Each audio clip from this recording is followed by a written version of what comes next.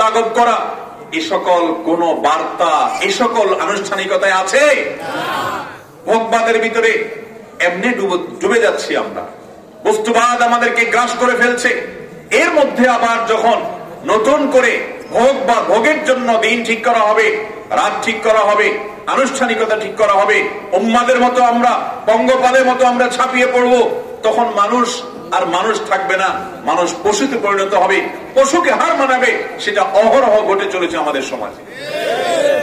এই অবস্থা থেকে উত্তরণের জন্য আল্লাহর কাছে আত্মসমর্পণ করতে হবে, সুন্দরের পথে আসতে হবে, আসতে হবে যুক্তির পথে। মোহতারাম হাজিরিন, একটি বছর শেষ হয়ে নতুন একটি বছর শুরু হওয়া, এই সময়টা হলো হিসাব মেলানোর সময়, এই সময়টা হলো যোগ বিয়োগ করার সময়, এই সময়টা হলো ভাববার সময়, এই সময়টা হলো কল্পনার সময়, এই সময়টা হলো মুরাকাবার সময়, এই সময়টা হলো মুহাসাবার সময়, এই সময়টা হলো আত্মজিজ্ঞাসার সময়, এই সময়টা হলো আত্মোপলব্ধির সময়, এই সময়টা হলো নিজেকে জানার সময় যে আমি কোথায় দাঁড়িয়ে আছি, আমি যেই জায়গায় দাঁড়িয়ে আছি এটা কি জান্নাতের পথ নাকি জাহান্নামের পথ। ইমানদার তো সেই হিসাব মিলাবে। উদযাপন কখনো হতে পারে না। সে দেশে মিলিয়ন মিলিয়ন বিলিয়ন বিলিয়ন ডলারের খরচ করে মদের আসর, বাহির থেকে অশ্লীলতার জোয়ার আমদানি করে সেগুলোর আসর এই দেশে কখনো হতে পারে না। এটা কখনো সভ্য সমাজে কাম্য হতে পারে না। যুবক ভাইয়েরা, আপনাদেরকে টেলিভিশন চ্যানেলগুলো, মোবাইল কোম্পানিগুলো, বিভিন্ন মিডিয়া, বিভিন্ন পত্রিকা, বিভিন্ন কর্পোরেট ব্যবসায়ীরা আপনাদেরকে এখন উস্কে দিবে, আপনাদেরকে প্ররোচিত করবে নববর্ষ উদযাপনের জন্য। ভালো করে কান খাড়া করে শুনে রাখুন, এটা আপনার আমার দিবস নয়, এটা অগ্নিপূজকদের দিবস, এটার পিছনে ধর্মীয় বিশ্বাস রয়েছে, এটা বিধর্মীদের কালচার। আপনি মুসলমানের সন্তান, আল্লাহ আপনাকে উৎসবের জন্য, আনন্দের জন্য কোরআনের মজলিসে, হাদিসের মজলিসে বসার তৌফিক দিয়েছেন। আমরা কোরআনে কারীমের একাধিক জায়গা থেকে কিছু আয়াতের অংশ বিশেষ শুনেছি, সেগুলোর আলোকে কিছু কথা আমরা শুনবো, আমল করার নিয়তে শুনবো, মানার নিয়তে শুনবো, জীবন পরিবর্তন করার নিয়তে শুনবো ইনশাআল্লাহ। আসসালামু আলাইকুম ওয়া রাহমাতুল্লাহি ওয়া বারাকাতুহু। আলহামদুলিল্লাহ আলহামদুলিল্লাহ নাহমাদুহু ওয়া নাস্তাঈনুহু ওয়া নাস্তাগফিরুহু ওয়া নু'মিনু বিহি ওয়া নাতাওয়াক্কালু আলাইহি ওয়া নাউযু বিল্লাহি মিন শুরুরি আনফুসিনা ওয়া মিন সাইয়্যাতি আ'মালিনা। من يهده الله فلا مضل له ومن يضلل فلا هادي له وأشهد أن لا إله إلا الله وحده لا شريك له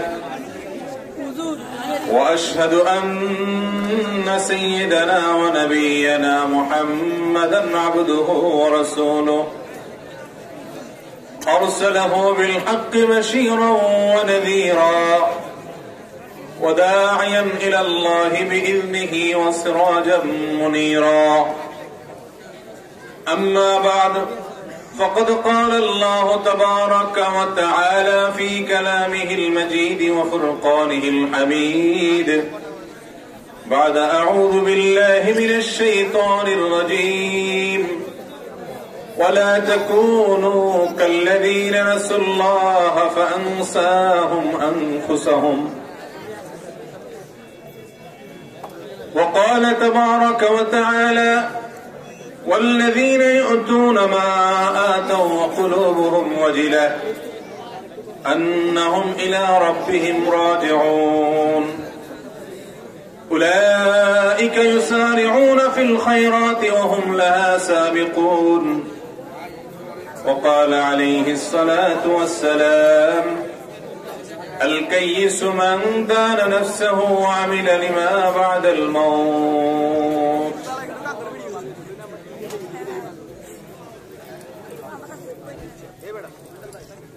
ঐতিহ্যবাহী নোয়াখালী জেলার অন্তর্গত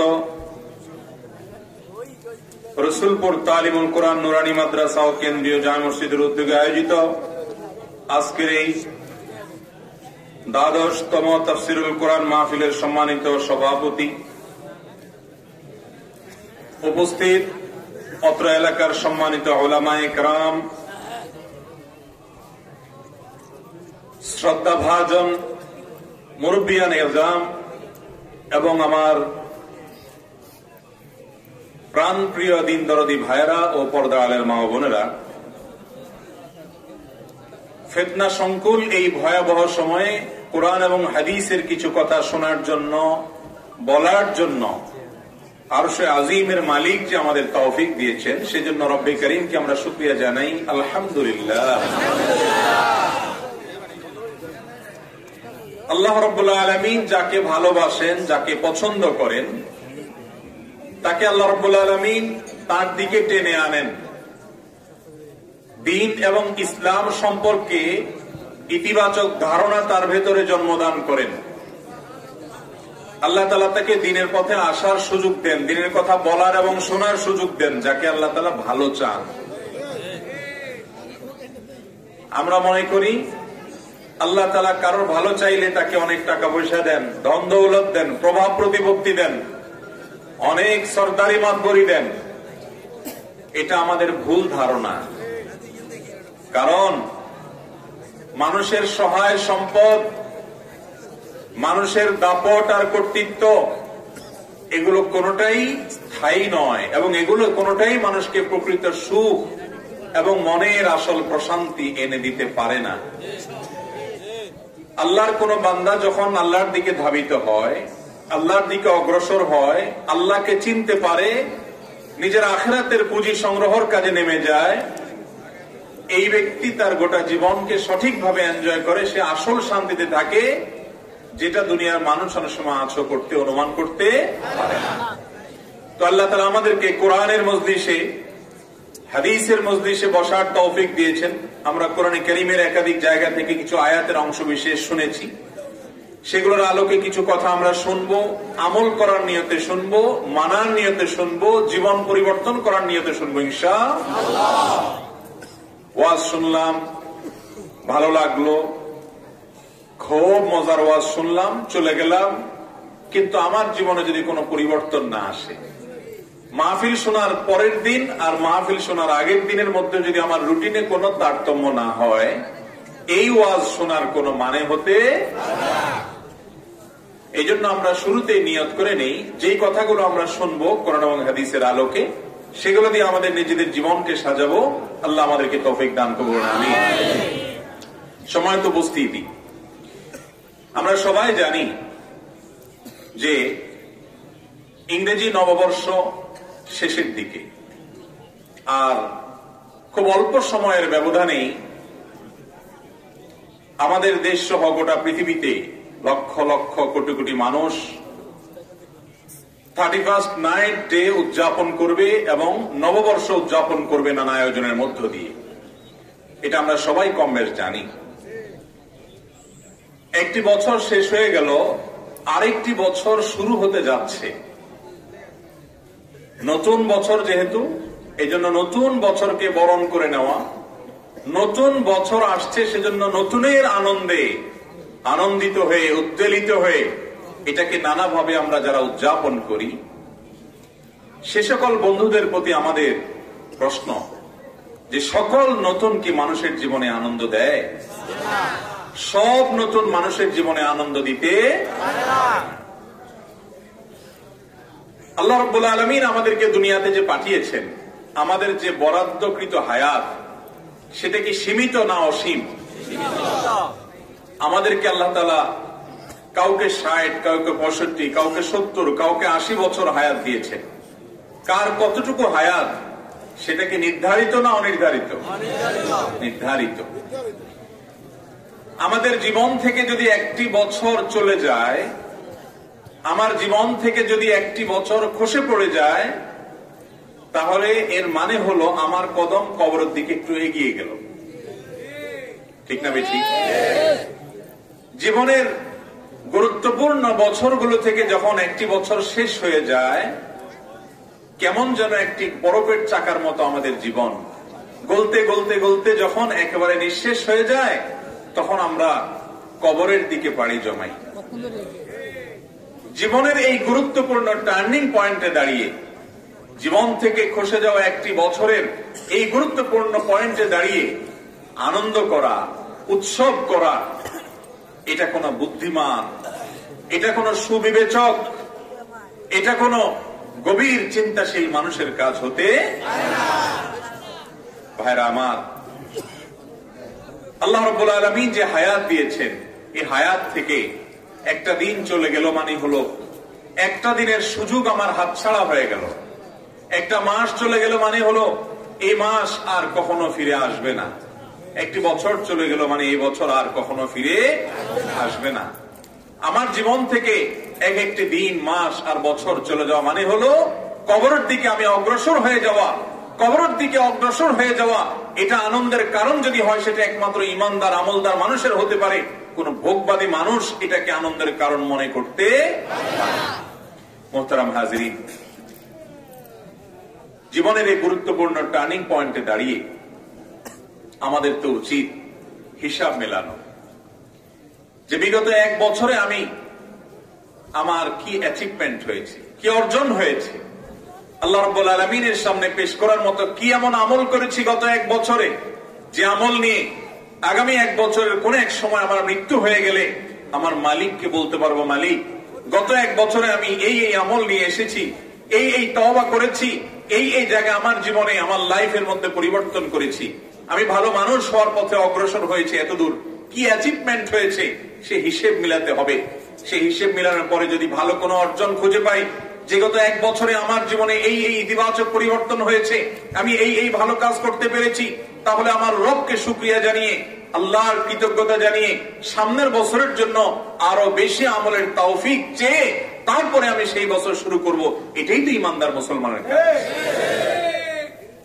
আর যদি বিগত এক বছরে আমার তেমন কোন অর্জন না থাকে, উল্লেখ করার মতো আমার আর আমার রবের সাথে একান্তে নিরালায় কোনো আমল যদি না থাকে, তাহলে সেক্ষেত্রে এই একটি বছর সময় নষ্ট করার কারণে মালিকের কাছে ক্ষমা চেয়ে ইস্তেগফার করে আগামী বছর যেন আমি ভালোভাবে কাটাতে পারি, যেন ভালো কোনো আমল করতে পারি, আখিরাতের জন্য কিছু পুঁজি নিয়ে যেতে পারি, সেজন্য তো রব্বে কারীমের কাছে ইস্তেগফার করে নতুন করে আল্লাহর কাছে তৌফিক তলব করা, তামান্না করার কথা।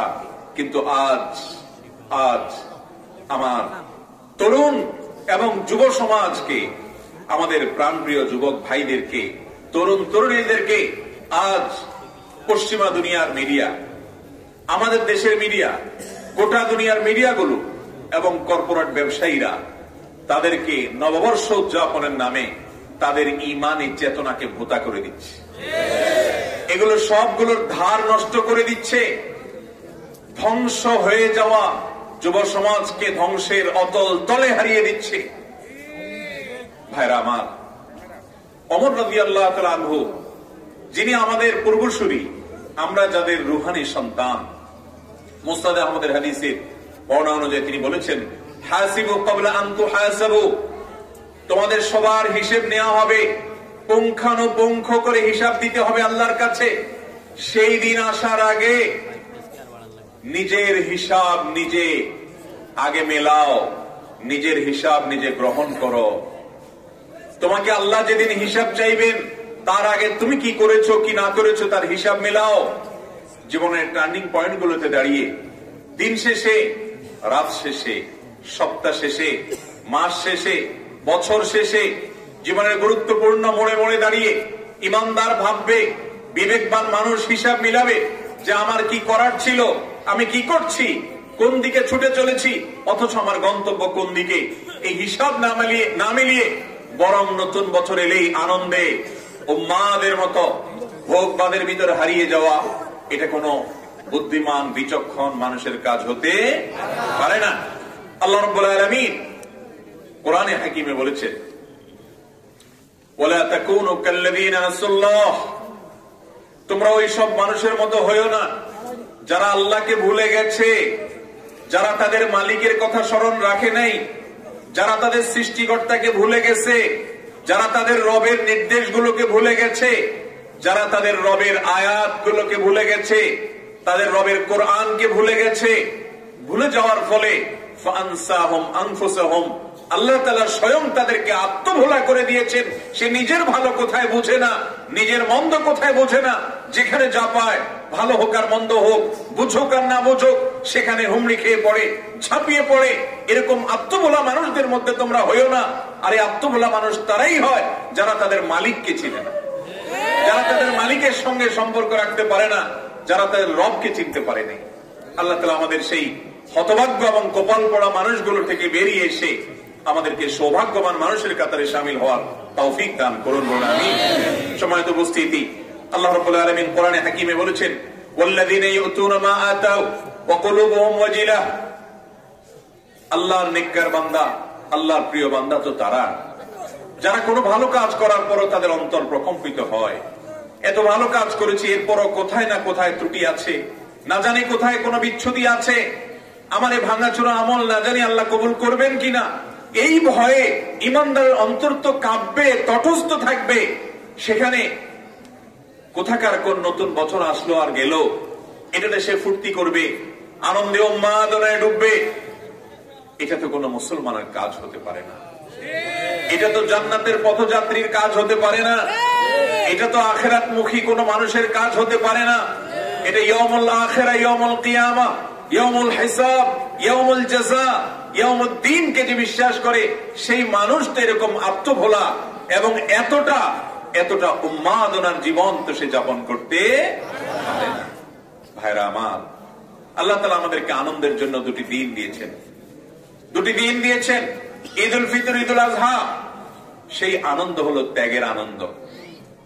আল্লাহ তাআলা আমাদেরকে নির্দেশ করেছেন, তুমি ঈদ উল ফিতরের আনন্দ করবার আগে গরিবের ঘরে ফিতরা পৌঁছে দাও, তারপরে ঈদগাহে আসো। ঈদগাহে যাবে পরে, আগে ফিতরা আদায় হবে, তারপরে ঈদগাহে আসতে হবে, এটা নির্দেশ। কারণ তুমি গরিবের মুখে হাসি ফুটাও, তারপর তুমি আনন্দ করো। ঈদ উল আযহাতে কুরবানির পশু জবে করেছ, গোশত তোমার আশেপাশের প্রতিবেশীদেরকে দাও, গরিবদেরকে দাও, তুমিও খাও। ইসলাম আমাদেরকে যে আনন্দ দিয়েছে, প্রিয় বন্ধুরা আমার, সে আনন্দটা শুধু ভোগের নয়, সে আনন্দটা ত্যাগের এবং ভোগের। আজ এই নববর্ষ উদযাপন বলেন, 31st নাইট বলেন, এই সকল উদযাপন আমাদেরকে একমাত্র বার্তা দেয়, শুধু ভোগ করো, ভোগ করো, ভোগ করো। ত্যাগের কোন শিক্ষা এই সমস্ত দিবসে কোন ত্যাগের শিক্ষা আছে? নববর্ষ উপলক্ষে কোন গরিবের দিকে চেয়ে তাকানো, গরিবের পাশে দাঁড়ানো, মানুষকে দান করা, মানুষের কষ্ট লাঘব করা, এই সকল কোন বার্তা, এই সকল আনুষ্ঠানিকতায় আছে? ভোগবাদের ভিতরে এমনি ডুবে যাচ্ছি আমরা। বস্তুবাদ আমাদেরকে গ্রাস করে ফেলছে। এর মধ্যে আবার যখন নতুন করে ভোগ বা ভোগের জন্য দিন ঠিক করা হবে, রাত ঠিক করা হবে, আনুষ্ঠানিকতা ঠিক করা হবে, উম্মাদের মতো আমরা, পঙ্গপালের মতো আমরা ছাপিয়ে পড়বো, তখন মানুষ আর মানুষ থাকবে না, মানুষ পশুতে পরিণত হবে, পশুকে হার মানাবে। সেটা অহরহ ঘটে চলেছে আমাদের সমাজে। এই অবস্থা থেকে উত্তরণের জন্য আল্লাহর কাছে আত্মসমর্পণ করতে হবে, সুন্দরের পথে আসতে হবে, আসতে হবে যুক্তির পথে। মোহতারাম হাজিরিন, একটি বছর শেষ হয়ে নতুন একটি বছর শুরু হওয়া, এই সময়টা হলো হিসাব মেলানোর সময়, এই সময়টা হলো যোগ বিয়োগ করার সময়, এই সময়টা হলো ভাববার সময়, এই সময়টা হলো কল্পনার সময়, এই সময়টা হলো মোরাকাবার সময়, এই সময়টা হলো মুহাসাবার সময়, এই সময়টা হলো আত্মজিজ্ঞাসার সময়, এই সময়টা হলো আত্মোপলব্ধির সময়, এই সময়টা হলো নিজেকে জানার সময় যে আমি কোথায় দাঁড়িয়ে আছি, আমি যেই জায়গায় দাঁড়িয়ে আছি এটা কি জান্নাতের পথ নাকি জাহান্নামের পথ। ইমানদার তো সেই হিসাব মিলাবে। কিন্তু আফসোস, শয়তান আমাদেরকে ভুলিয়ে রাখছে, শয়তান আমাদেরকে ভুলিয়ে রাখছে এবং উদযাপনের জন্য এরকম বহু দিবস আমাদেরকে দিয়ে দিয়েছে। ভালো করে শুনে রাখুন, যারা নববর্ষ উদযাপনের জন্য প্রস্তুতি নিচ্ছেন, নানাভাবে আয়োজন করছেন, যে আপনি হয়তো পটকা ফুটাবেন, কোন বাজি ফুটাবেন, আতশবাজি করবেন, আনন্দ ফুর্তি করবেন, আমোদ করবেন, হারাম কোন আনন্দে হাবুডুবু খাওয়ার প্রস্তুতি নিচ্ছেন। শুনে রাখুন, অমুসলমানের সন্তান, আল্লাহ তাআলা আপনাকে স্বয়ং সম্পূর্ণ এবং কমপ্লিট এক জীবন ব্যবস্থা দিয়েছেন, যে জীবন ব্যবস্থা নিজেই পরিপূর্ণ, কারোর কাছ থেকে কোন সংস্কৃতি ধার করার প্রয়োজন মুসলমানের নেই। আল্লাহ তাআলা আমাকে দুটি দিবস দিয়েছেন বছরে উৎসব করার জন্য। সপ্তাহে ঈদের দিন হিসাবে, সপ্তাহে ঈদ হিসাবে জুমার দিন দিয়েছেন। মুসলমান, নতুন বছরে আনন্দ করা, এটার ইতিহাস আমাদেরকে জানতে হবে। পৃথিবীতে নতুন বছরকে কেন্দ্র করে, বছরের প্রথম দিনটাকে কেন্দ্র করে পুজো করা, উৎসব করা, আনন্দ করা, এই কালচার শুরু করেছে যারা, ইতিহাস থেকে যেটুকু আমরা জানতে পারি, তারা হলেন ইরানের অগ্নি পূজকরা। তারা বছরের প্রথম দিনটাকে নাম দিত নাইরোজ। নাইরোজ মানে হলো নতুন দিন। নাই মানে নতুন ফার্সিতে, রোজ মানে দিন, নাইরোজ মানে নতুন দিন। বছরের প্রথম দিনকে নতুন দিন এই নাম আখ্যা দিয়ে এই দিনটাকে তারা উৎসবের জন্য নির্ধারণ করত। পরবর্তীতে এসে খ্রিস্টানরা তারা এই নববর্ষ এটাকে তারা উদযাপন করতে লাগলো। একটা সময় এসে আমরা মুসলমানের সন্তানরা কোত্থেকে এসেছে, কাদের কালচার, সে সমস্ত বিন্দু মাত্র জানার প্রয়োজন বোধ না করে আমরা সেখানে হুমড়ি খেয়ে পড়ে যাচ্ছি। নবী সাল্লাল্লাহু আলাইহি সাল্লাম 1400-1450 বছর আগে বলে গেছেন, লাতাত্তাবিউন্না সুনানা মান কানা ক্বাবলাকুম শিবরান বিশিবরিন ওয়া যিরাআন বিযিরা। তোমরা তোমাদের পূর্বের ধ্বংস হওয়া জাতি, আল্লাহর অভিশাপ প্রাপ্ত জাতি, পথভ্রষ্ট হওয়া জাতি যারা ছিল, তাদের অনুকরণ অনুসরণ করবে। তারা যদি এক বিগত যায় কোন ভুল পথে, তোমরাও তাদের পিছু পিছে যাবে। তারা এক হাত গেলে তোমরাও এক হাত যাবে। তারা কোনো গর্তে ঢুকে গেলে তোমরাও সেই গর্তে গিয়ে ঢুকবে। কেন ঢুকছ, কোথায় যাচ্ছ, কার পেছনে ছুটছ, কোন সংস্কৃতিকে তুমি তোমার করে নিচ্ছ, আলিঙ্গন করে নিচ্ছ, এই চেতনা তোমার থাকবে না। চেতনা ভোতা হয়ে যাবে। মুসলমানের সন্তান নামে মুসলমান থাকবে, আদর্শে, কর্মে, কাণ্ডে, তার সংস্কৃতিতে, তার কৃষ্টি কালচারে, তার সমস্ত জীবনযাপনের স্টাইলে, এই সব কিছুতে সে অনুসরণ করবে। তোমাদের পূর্বে যারা ধ্বংস হয়ে গেছে, সেই অভিশপ্ত এবং ধ্বংসপ্রাপ্ত জাতির সাহাবীরা জিজ্ঞাসা করেন, ইয়া রাসূলুল্লাহ, আপনি কাদেরকে মিন করছেন? ইহুদি নাসারাদের কথা। তিনি বললেন, আর কার কথা বলবো?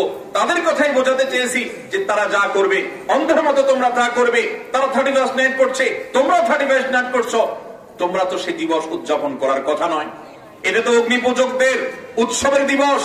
তুমি তো মুসলমানের সন্তান, তোমাকে তো আল্লাহ তাআলা দুটি ঈদ দিয়েছেন। তোমার প্রতিটি কর্মকাণ্ডের জন্য হিসাবদিহি করতে হবে।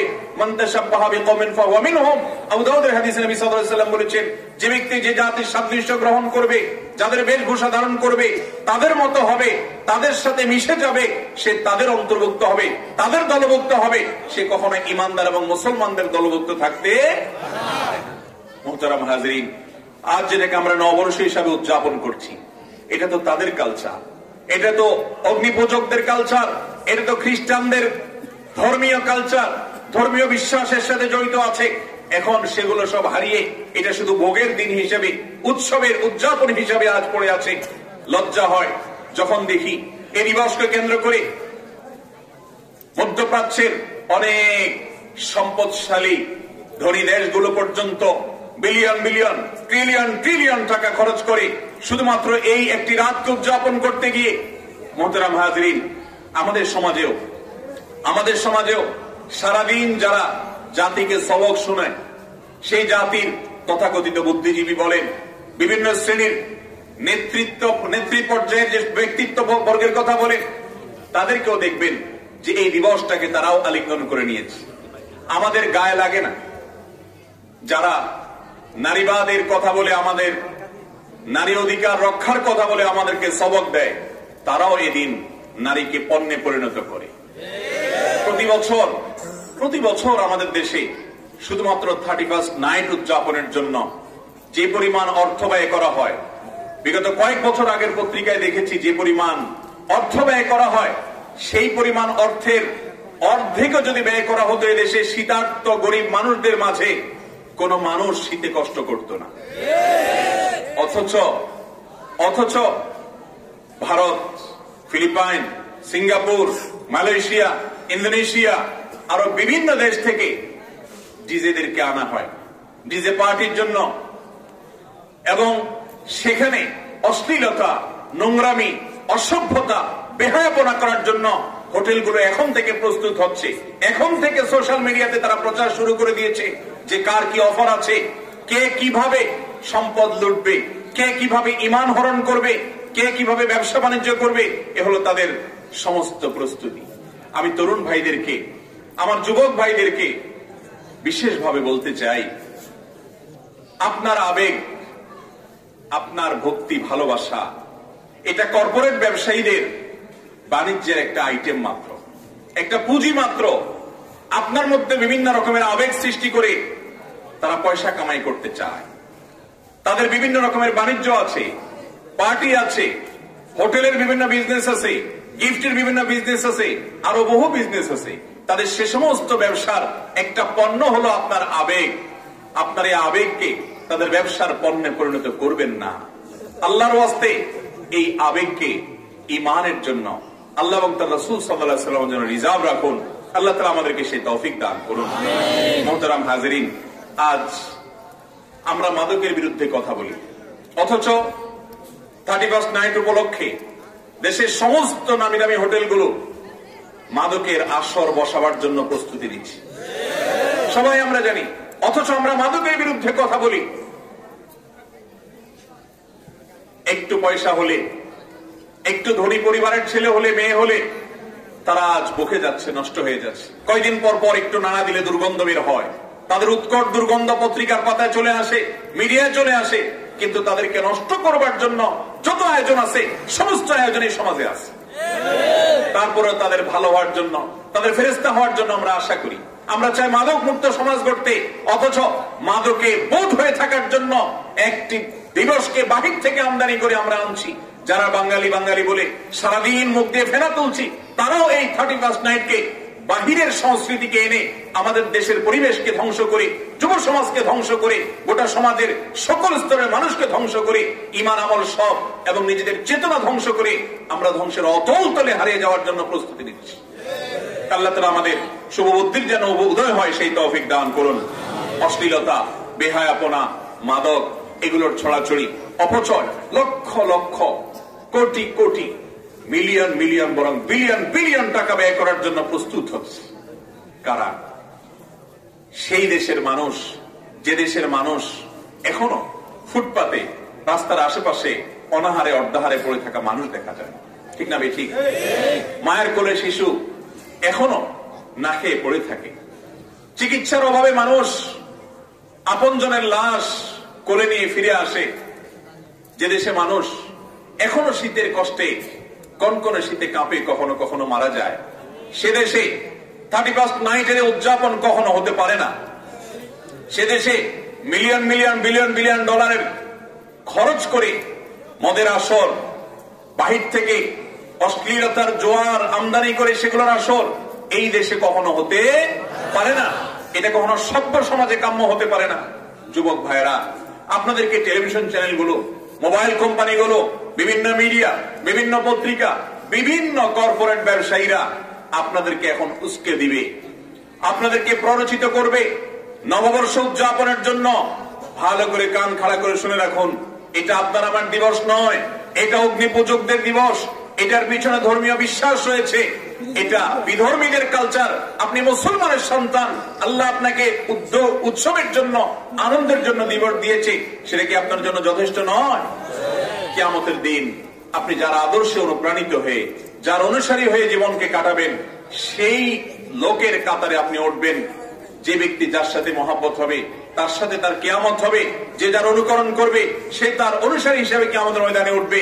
যদি আপনি রহমতুল আলামিনের উম্মত হিসাবে, মুসলিম হিসাবে, আল্লাহর বান্দা হিসাবে উঠতে চান, তাহলে মনে রাখবেন আল্লাহর গোলামিতে ফিরে আসতে হবে। আল্লাহর গোলামিতে ফিরে আসতে হবে।